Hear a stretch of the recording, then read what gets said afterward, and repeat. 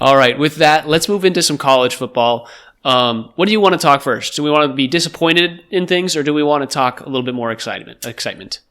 Yeah, I think we need to start where the conversation needs to be started, and that is the death knell for the 2024-2025 Washington State college football playoff chances.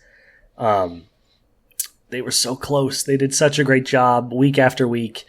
It's really tough, even against subpar opponents, it is really, really tough to string together, 5, 6, 7 wins in a row in college football. It's just really hard. You see all these big programs stacking up losses, and Wazoo needed really to go undefeated to have a chance to pull this out. And this week in a nail-biter, in an excellent game, they lost 35-38 to the New Mexico Lobos. A lot to be talked about here, but first and foremost, there go their chances, and It's a sad day. Yeah, 100%. It's tough. New Mexico before the game was 4-6. I think last week when I talked about this game, I was like, Wazoo should put them away, and didn't really spend much time on it because, Wazoo's been playing out their ass basically the entire season and doing a good job of it. This was a tough one. Wazoo starts the game off up 28-14 at half. Mateer accounts for 5 total touchdowns. They score 35 points, but they are unable to hold on. This was just kind of like their second half kind of fizzled out. And I don't know. I didn't watch this game. I don't know if that was because of New Mexico's defense and they were able to stymie this Wazoo offense, or if it was just they were unable to execute. Whatever it was, this Wazoo team really, really fell behind in that second half and just couldn't catch up. Like the New Mexico was able to tie it with 14 straight points in the third, and it was neck and neck going into the fourth, and they were just able to beat them. Yeah, they scored 17 straight going into the fourth quarter. Yeah. And what it really was is it was a story about just, a little bit of a sloppy play by Wazoo to start that second half. Obviously, that first half couldn't have gone better. Mateer, 3 touchdowns through the air and 1 on the ground through that first half. And they just got a little loose with it. They punted, 2 times in the second quarter and again to start the fourth. So they basically gave away 3 straight possessions. New Mexico turned that into 17 points. And then, down the stretch, they did what they always do. This Wazoo team is so resilient. Down 28-31, they put together a beautiful minute 30 drive, capitalized by a 37-yard touchdown from Mateer. Problem is, and you never would have guessed it, they left too much time on the clock. New Mexico, a 3-minute drive down the fourth quarter to end the game, just on the ground. And that was the big story. We'll talk a lot about the rushing defense, but they kind of let it slip in the second half, and the clock management just didn't go their way. If there'd have been another minute and 20 on the clock, I think Wazoo would have won because they would have put together a nice drive at the end, but it was not meant to be. Mateer was excellent. He was fantastic. 25 for 36, 375 yards and 4 touchdowns through the air, and then accounting for an additional 65 yards and a touchdown on the ground. No interceptions, no fumbles. He was game. Amazing. The one thing that I would touch on or kind of touch on a little bit more is the New Mexico quarterback. The New Mexico quarterback ran the ball 28 times for almost 200 yards and 3 touchdowns. Kind of giving Washington State a taste of their own medicine in that regard. And I think what it comes down to is the Wazoo team is able to score. We know they're able to score so frequently and quickly, but we've talked about that within the NFL too. It's like the longer your defense is out there, we talked about this with the Seahawks, the harder it is to contain the run late in a football game. Like that's just, you're tired. You're 60 minutes into this game and you've been on the field for 35 of those. It's tough. And I think that's kind of what happened here is the Wazoo defense was just, they've been on the field for so long. They had in the second half, if you look at their drives, the Wazoo offense in this second half, you look at their breakdown, they punt, and then they get a touchdown. And those are all their possessions basically, except for the last 21 seconds. But on those punts, they had the ball for 49 seconds on the first one, 3.5 minutes on the second one, a minute 30 in the third, and then 3 minutes in the fourth. And it's just like the defense was on the field a majority of that time. And it feels, New Mexico had a 7.5 minute drive for a field goal at the start of the fourth quarter. And it's just like that really is so draining. And then, they score a touchdown in 4 plays for a minute and 30 seconds afterwards. But that gives New Mexico just enough time to score the ball with 11 play, 3-minute drive, and it's just that puts them in the dirt. Yeah, they were really kind of suffering from their own success in that last drive, and you hit the nail on the head. It was some sloppy play, 4 straight punts. You should never see that. You shouldn't see that against Alabama for this Wazoo offense, how potent they are. But to do that against New Mexico, it's sloppy, it's poor performance, it's putting your defense in a really tough spot. And then, to score in a minute and a half and to give them 3 full minutes, really kicking yourself. It took them 11 plays to drive down the field. That's a long, sustained drive. Yeah. They needed all 3 of those minutes. And that goes to the fact that this New Mexico team was not good through the air. They were 11 for 25, 44% passing the ball for 170 yards. They had, Devin Dampier, obviously their quarterback, 200 yards rushing. Eli Sanders had 100 yards rushing, averaging 8 yards a carry. Nakir Rogers, 50 yards rushing on 8 yards a carry. They were just devouring this Wazoo defense on the ground. I know you gotta, when you have a chance to score a touchdown, you score a touchdown, but there's a clock management aspect of this team can only beat us by running it down our throats. And if we let them run it down our throats, they are going to beat us.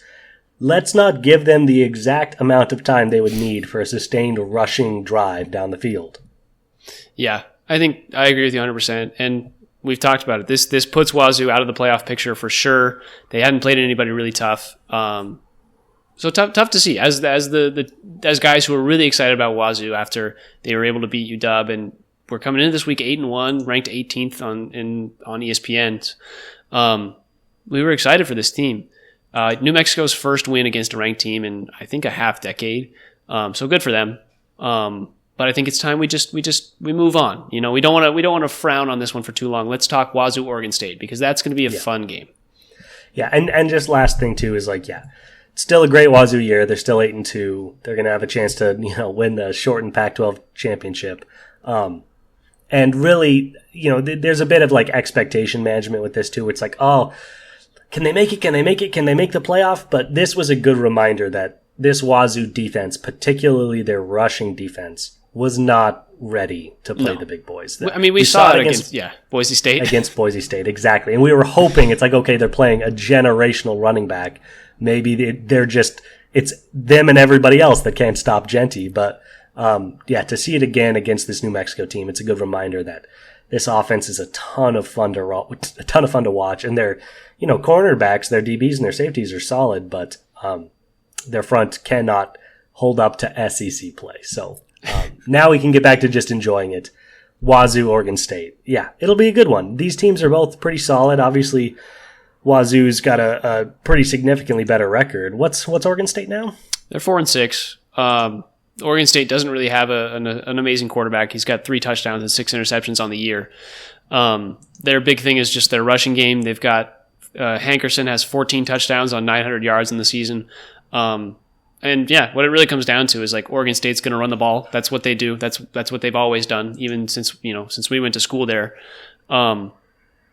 It's going to be a fun game. I think Wazoo should win it pretty handily. The spreads, it opened at -13.5 and it's moved to -11.5. So some people are taking that money on the Beavers, which is fair, honestly. You look at it and you think, if the Beavers are rushing the ball the entire game, the clock, the amount of time that the Cougars have to score is going to go down. This could turn into kind of a New Mexico style game where it's just the Beavers are just running the ball the entire time.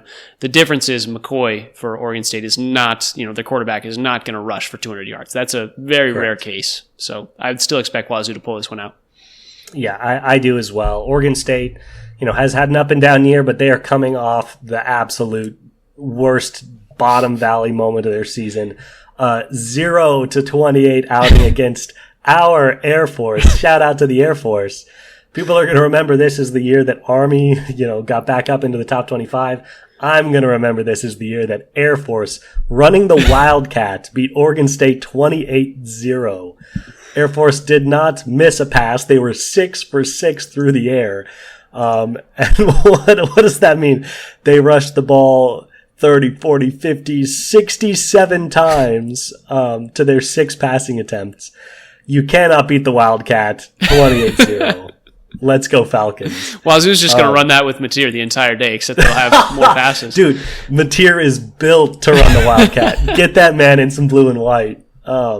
Yeah, this should be, we said this about New Mexico, but this should be a good game for Wazoo. I expect him to win. Love it when Washington teams beat Oregon. Yep. All right, you ready to talk through what was a good win for UW? We take what we can get, coming off a pretty brutal Penn State loss. UW bounces back with a 31-19 win over UCLA. There's actually quite a bit to break down here, so why don't you start us out?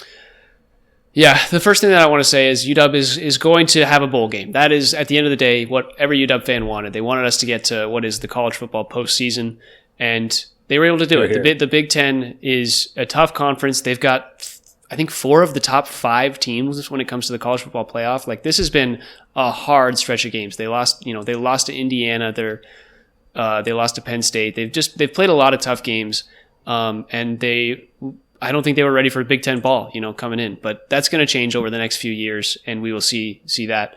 But a big win for UW coming at UCLA, who really started off the season poorly. They were not good to start off the season, and then UCLA had turned it around. I think they had won, was it 3 straight or 4 straight before coming into last week. And the fact that UW was able to just stymie that and keep them off on their heels, Jonah Coleman with the 15-yard run to start off the game. UCLA's, I didn't even see this. UCLA's field goal, they had never mind. I thought I was reading that wrong. But UCLA just kind of stayed with them, but UW was able to pull away in that fourth quarter, scoring 2 touchdowns. Just a good game overall by UW. This is like what we expected, and it was what happened, which is nice. Finally meeting expectations for UW. Wow, that is interesting. That is an interesting way of breaking down this game. Great call on the bowl game. You're 100% right. We take what we can get in these situations, and coming off a year with so much success and so much NFL talent, great to get a bowl game. Not ready for Big Ten ball, yes, but that's not all preparatory mistakes. It's a lot of it is they just had a massive talent group leave the program, and they're bouncing back. So we will take what we can get. But my biggest takeaway from this game, obviously good to get the win, good to beat up on UCLA. I love that. But this is the Will Rogers benching game.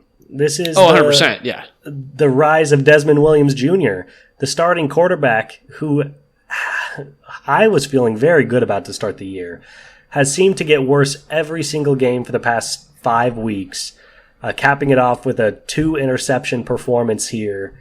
And the coaching staff said, hey, that's enough. Let's get the rookie in here. Desmond Williams Jr. comes in, 7 for 8, passing the ball, throws a touchdown, protects the ball, rushes the ball for 31 yards on the ground, using his legs. The era of Desmond Williams is here. What do you think, Mr. UW fan? This is big news. I'm not sold on, he's a freshman. He's a true freshman. He looks very, very raw skill wise. It's tough because what they're doing right now is giving him a lot of read options where they're basically just like, hey, walk with Jonah Coleman, and if you like the run, you take it or give it to him. and if you don't, if we should do that every play. If things go poorly, just huck the ball to Denzel Boston, hope he catches it, or Giles Jackson. Like, it's just like very, very safe, conservative play, getting his feet in the water. So it's tough to really respond to this week without anything but praise for him. Like, he had a good week. He performed exactly what needed to happen, but I don't have any, nothing stood out to me when it comes to DeMond Williams Jr.'s play.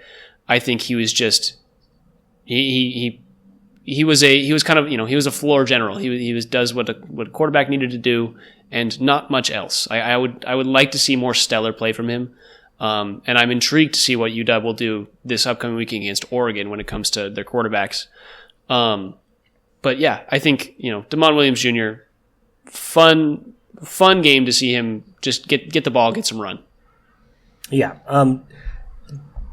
I think, a fair critique of the Rook, but also, anytime you're thrust into a starting situation that you're not expecting it, even if they're running simple plays, it's just good to see him, ready for that moment. Yes. I imagine he would perform even better if he has, a week to prepare for that starting role. But to your point, at this stage in the season, I can't imagine that they'll tell Will Rogers, F off. We're going to go try to beat number 1 Oregon with our rookie quarterback. Seems much more likely that they'll, either let Will, finish his college career in dignity or feed him to the wolves, depending on the perspective you want to take. And get ready for Damon Williams next year. You're right. That's not Desmond Williams. There's no S. Yeah. Damon Williams? Something like that. Yeah. But anyway, a nice win. They got nothing coming up this week. A second bye week, which I'm a little confused about. I think college football has been I think it started earlier, and so they've had a couple bye weeks. Okay, I see. 2 bye weeks makes sense for college kids. But anyway, a bye this week and then number 1 Oregon, which I don't... Do you want to talk about Oregon? I don't really want to talk about No, I thought it was this upcoming weekend, and then you were saying that, and I was like, wait, it's after Thanksgiving. What am I doing?